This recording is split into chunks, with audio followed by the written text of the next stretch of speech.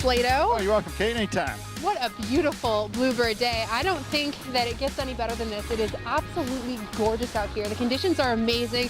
Plato's looking fabulous on his skis, and it is nothing but sunshine. And the show on top of it is going to be amazing. First and foremost, I've got to mention I meet up with Christina Madsen, who is in charge of snow sports for the children's programs for all of Killington. So she's got a lot to tell us about this season. And we're also going to be visiting the Ledgewood Yurt. I won't tell you more because you're going to see it. That's true. And we're also going to do a little skiing and sliding here at the Big K, Killington. And I tell you, this Peak Lodge, if you haven't been in it yet, you've got to get out here and treat yourself. It's fantastic. We thought we'd start our day here real quick with a cup of hot chocolate before we shush around. But later in the show, too, we're going to check out some of the upcoming events here coming your way at Killington. We're also going to go to two of our favorite spots right down the road. It's the Lookout and it's Moguls. We're going to stop in and visit them. And we're going to run our entertainment guide, too. That's going to fill you in on all the exciting acts, all the bands, everybody that's playing up and down the Killington Road all this week. That's right. And on top of it, we have and I know you guys know this, but I've got to shout it out one more time, the most extensive snowmaking system in the universe. These guys work so hard to give us the best snow year-round, and we're going to check out their hard work right now, so stay tuned.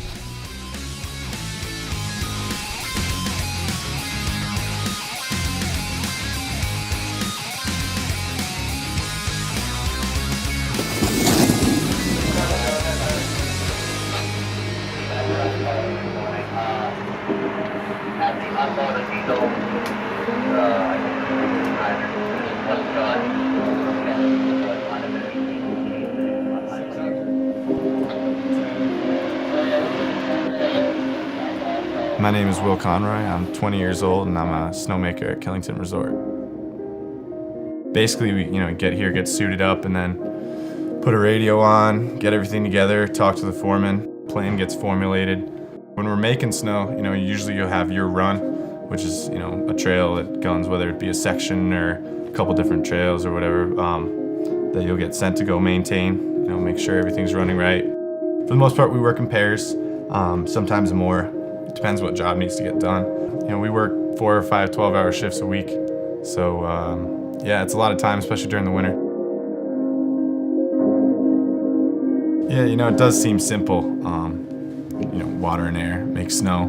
But I'd say for the most part, you have to be mentally prepared as well as physically prepared because, you're lifting stuff. It's a very tough physical job, and I think most people would understand that from the get-go. But if you're out there for 6 hours and it's really freezing cold, it definitely takes a toll on you mentally because you can almost get like a lost feeling, especially if you don't necessarily know where you're going, if you're new or something like that. You definitely have to be prepared to, get the job done and not make excuses.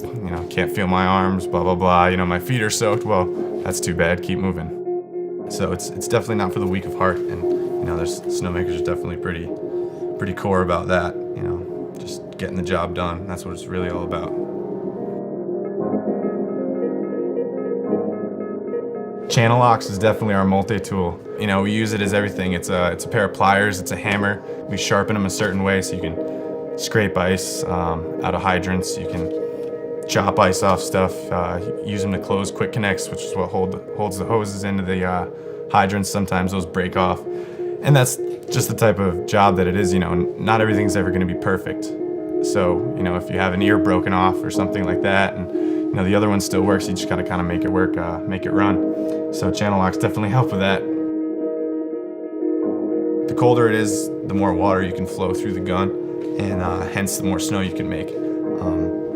Because when the air is colder, it'll crystallize the water faster, and obviously you can get more water coming out. It means more snow on the ground. So if it's -10, you can, like I said, you can blow a 8-10 foot pile in half a day. It probably annoys my friends sometimes too. Every time we ride certain trails, they'll be like, hey, look, I made this snow, It's pretty satisfying at the end of the day. And you come back, after your last run and there's an 8-foot pile of snow there that wasn't there before when you were there 2 hours ago. You're like, hell yeah, man, I put that there.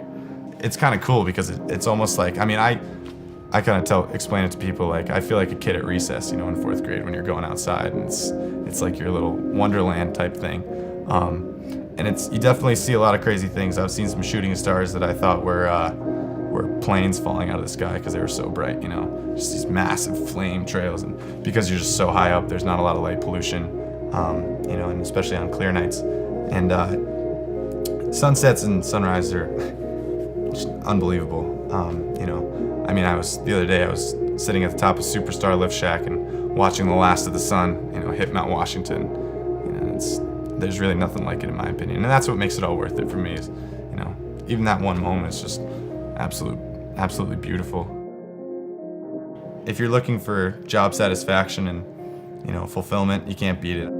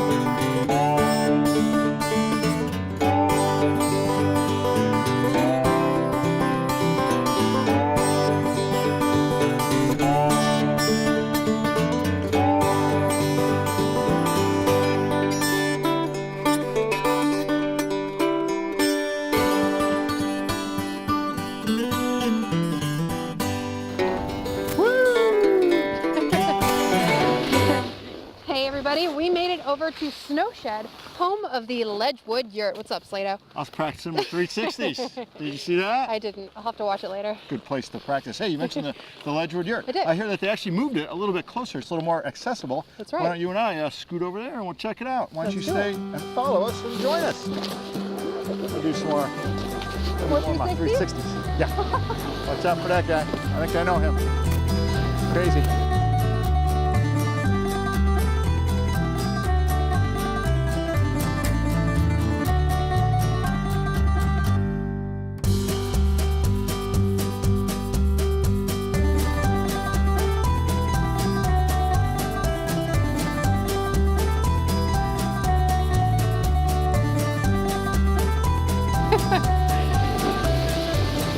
Well, I was lucky enough to get a tow to the yurt from Slato, but I also heard that you can get a snowcat ride to the yurt, which is in a new, more convenient, fabulous location here right off the Snowshed. That's right. You know, Killington put a great informative piece together. It's going to show you exactly what goes on here at the yurt, some of the beautiful cuisine they have. Let's take a look at this nice piece. It's all about the yurt.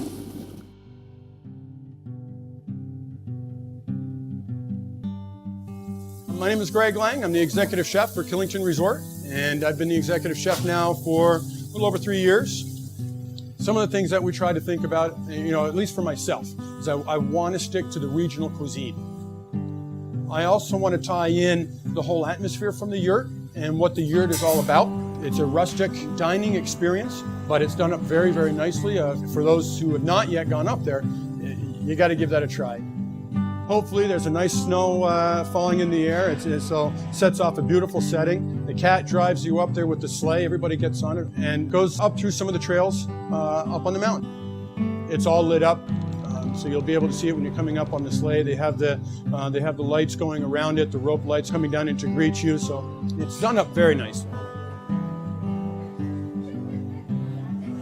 You know, when you fill the room, the whole ambiance changes up there. So to get to 30 people up there, 34 people up there, really adds to it as well. You know, everybody is talking, they're mingling, introducing each other. Some of the tables are talking back and forth. So it's a really good feel to it. And it's very unique to this area. We're featuring some Cavendish quail just north of Springfield, Vermont, is Cavendish Farms.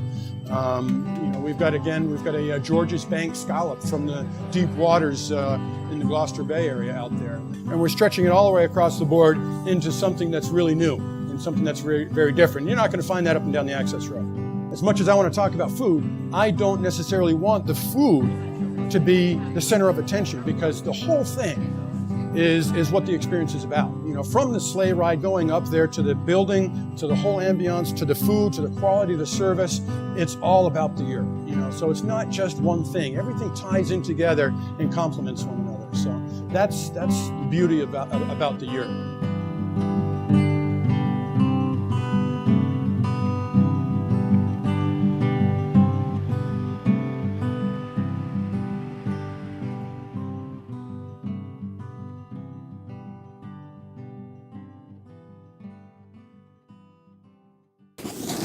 That was a lovely piece of the ledgewood yurt, like we said, right off Snowshed. If you're looking for more information, make sure you check out Killington.com.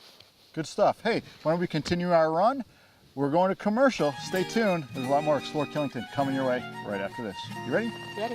Need my pole. Okay, I got you. Here, come on. Thank you, thank you. I'll just go backwards.